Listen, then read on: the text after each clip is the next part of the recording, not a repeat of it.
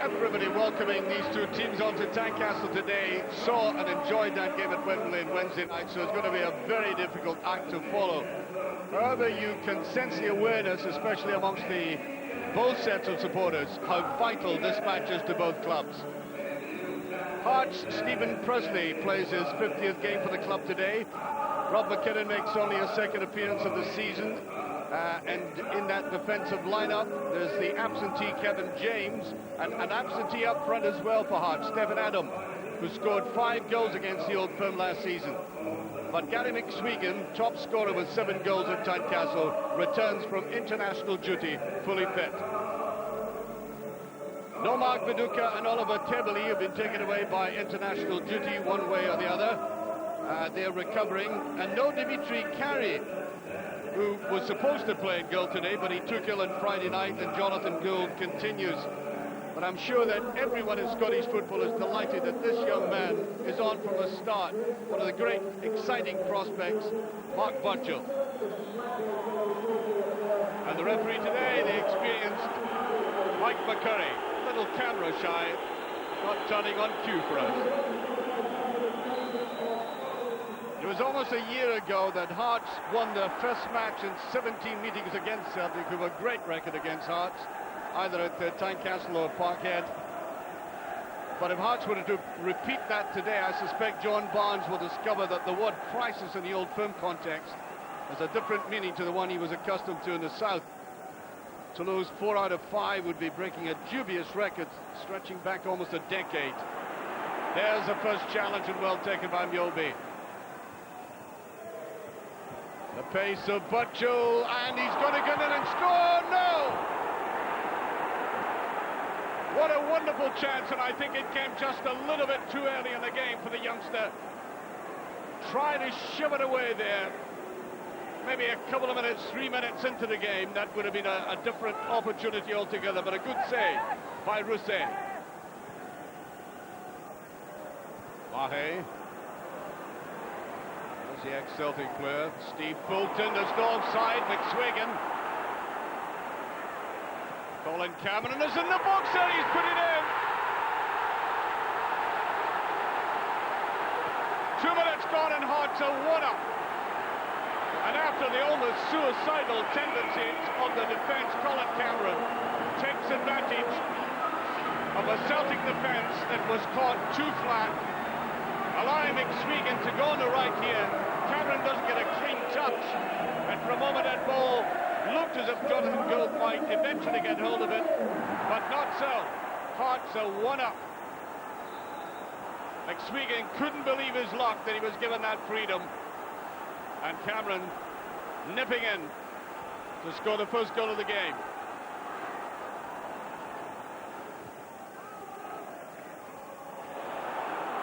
Logo. Stubbs.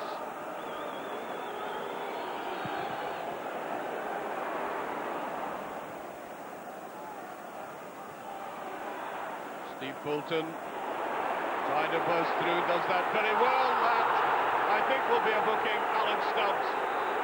He made the commitment, and I think it was inevitable where Fulton was going to end up.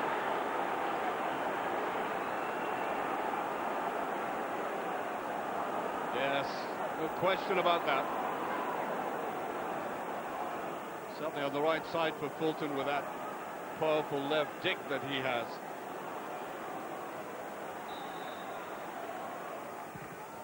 Tries to swerve it in, and McSwegan did get a little touch.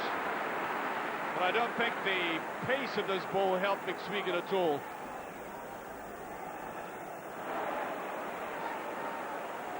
Now Fulton.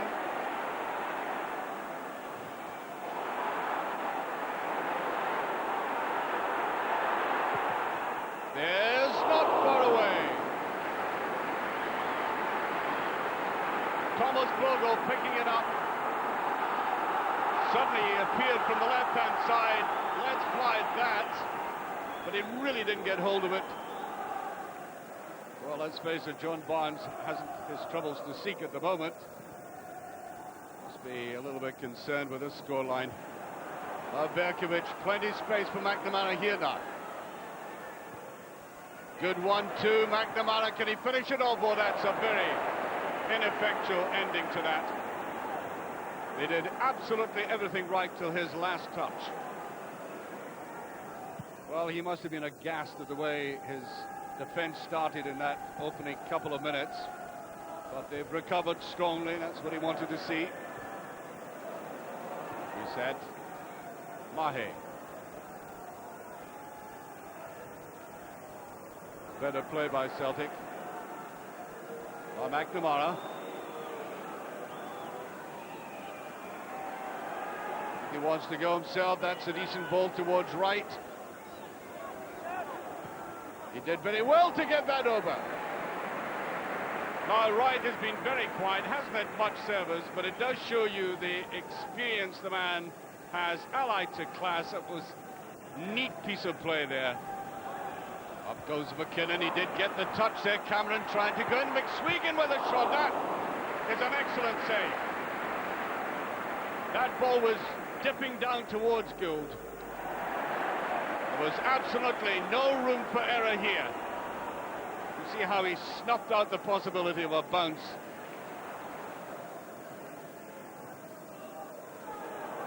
Right.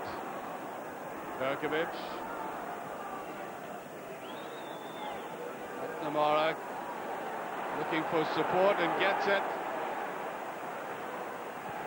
Oh, that's not solid enough. He's looking just a little bit tired at the moment, Berkovic.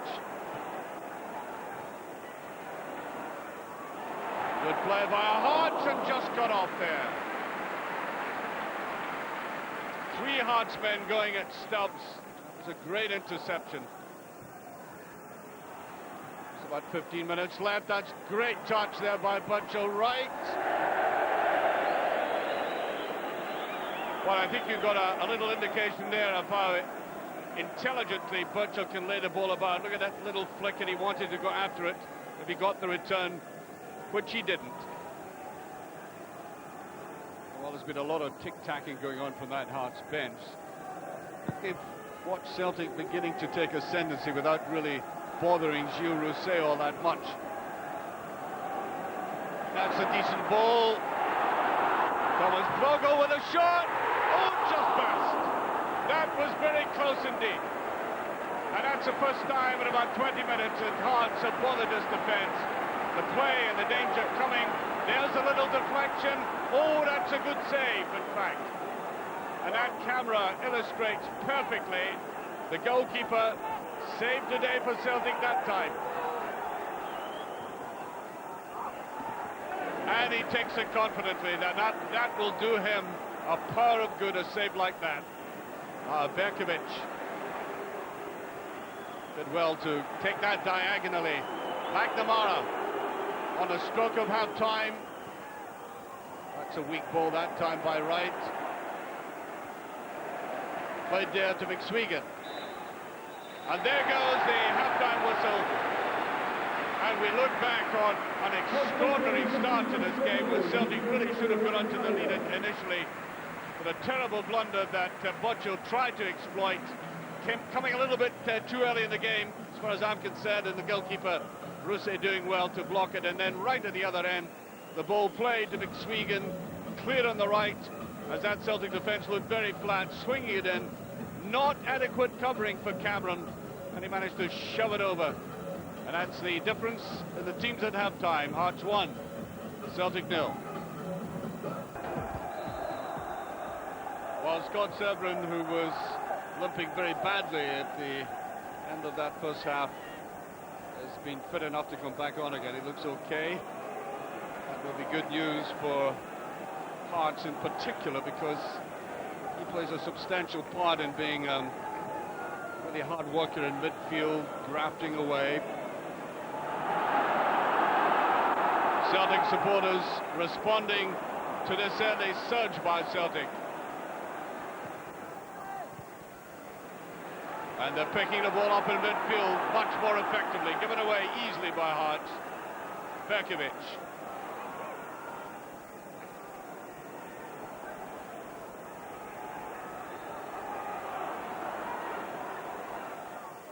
They'll get the corner for that, Celtic.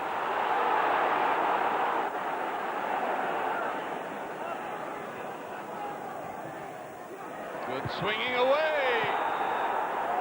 And I think the goalkeeper, judged by the referee to have been fouled. Certainly a cluster of Celtic players in here, real congestion. Anyway, well, he didn't seem to be fouled. As far as I'm concerned, he just went for the ball and didn't get it.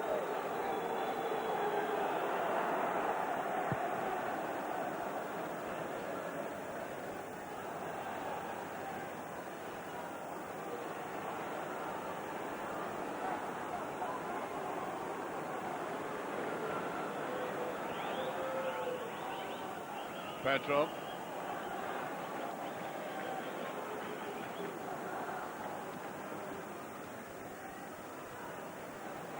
Play very slack at the moment in midfield. Cameron and Mjolby were getting involved there, and I think the referee will have a word with the pair of them as this game begins to boil over, and he's sending off Cameron.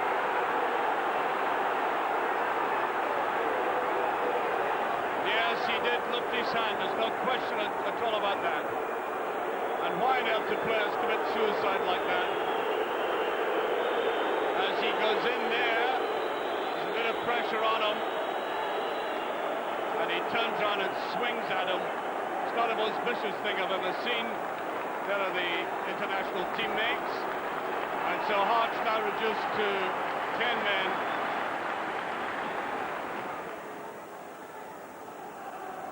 Here's Bekovic.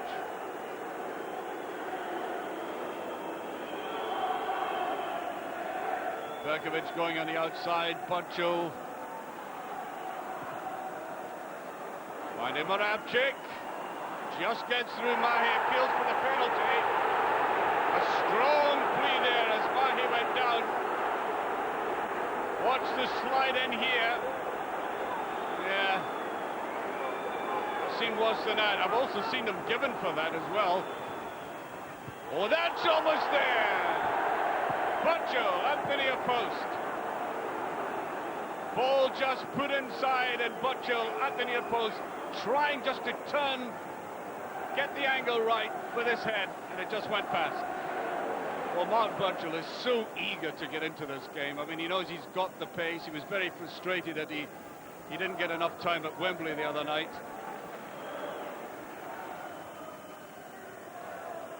Nicely played by the Frenchman. Locke. McSwegan. Has he got a let fly? He is. Well, Logo saw the goalkeeper, Jonathan Gould, just beginning to come off his line. He might have played it to the left-hand side. Decided instead to have a little dab himself, but well wide.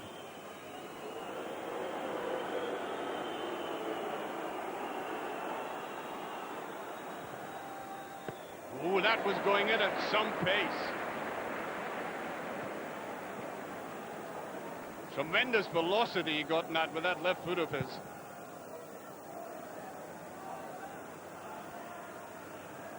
No offside this time. Moravchik picking up again. Here's Mahe. Wright aiming for the shot at goal. He's done it. Wright has got the equaliser. He's hardly been in the game. And look at the deft way he takes this. Good play by Mahe. Slipped inside here, and Wright decides to go for it himself. And there was a deflection. That's what caused it. And Celtic back on level terms. Wright doing a little jink to the side, and there a cruel deflection.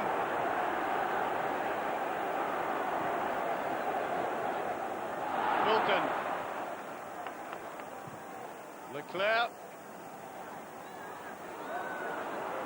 Logo. Now Fulton. Tried to flick that through to McKinnon as Hearts. Trying to keep the ball in that half.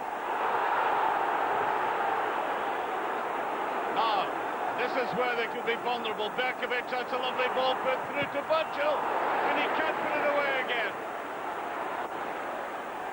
And down goes Rousset. And I must say, that is the second opportunity Butchell has had to put it away. The one within seconds of the start, and there, again, Rousset defies him.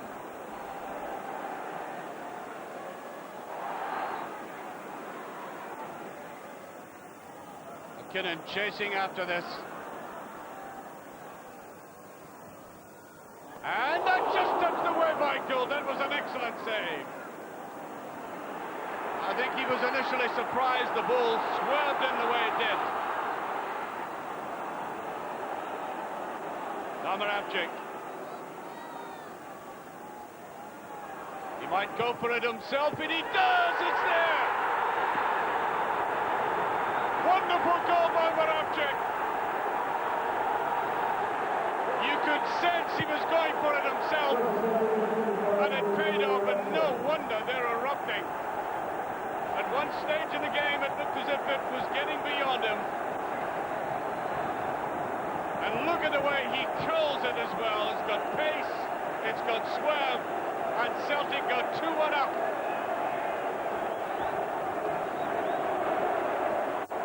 Incredible ending to this game. Well, he left right out of that dugout area when that went in. A very relieved man indeed. What a contrast there is now between the two dugouts. They can't believe it. It's McKinnon. Oh, that was a baleful attempt there by Vogel to get a penalty kick.